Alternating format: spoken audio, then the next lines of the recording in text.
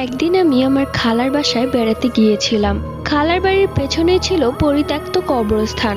রাত হলেই নাকি সেখান থেকে কান্নার শব্দ আসতো। তো আমি অনেক বছর পর সে বাড়িতে গিয়েছিলাম।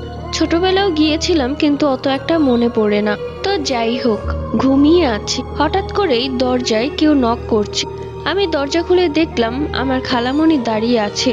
তার চোখ দুটো কেমন যেন লাল। খালামণি আমাকে একটু রাগান্বিত স্বরে বলল, চল আমার সাথে বাহিরে চল। আমি বাহিরে তাকিয়ে দেখলাম ঘন অন্ধকার। আমি বললাম, কোথায় যাব এত রাতে?